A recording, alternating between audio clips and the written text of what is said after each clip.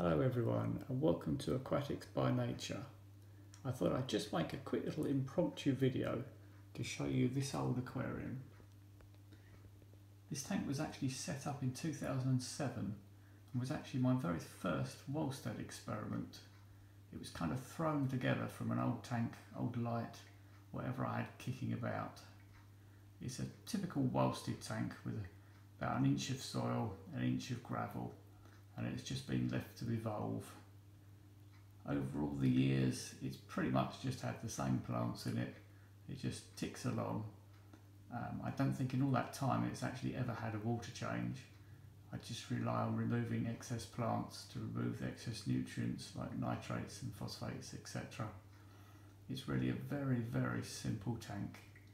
There's actually no pump, no filter, no heater. The only thing it is basically a glass tank with a very cheap, pathetic and actually rather ancient LED light. Having said that, I don't know if you can actually see this, but if you look very closely, it's still enough to get your plants purling by the end of the day, even just under that rather poor level of light. Still a bit of bubbling. The tank simply houses some wild type Neocaridina shrimps which have been in there since the beginning. The population is actually quite low at the moment because I did have a few female guppies in here until recently and they've stopped them from producing any more babies. But they've recently been removed, so the shrimp should be on the increase fairly quickly. But I thought it might be interesting just to show you how a tank will tick along and go for a long period of time. You can actually, I don't know if you can pick this up, but you can actually see in the substrate there's loads of channels and things where there's lots of little worms and critters and things living. It's a true little sort of ecosystem.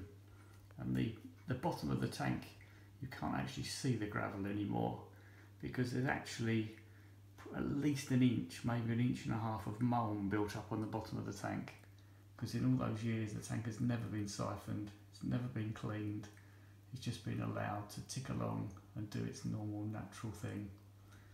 One of the things I always find remarkable about these tanks is how clear and clean the water surface keeps, and that's actually down to little bladder snails that are extremely good at surfing this water surface and clearing any water films, so you still get good gas exchange even without any circulation. Anyway, that's it for today. Thanks for seeing it.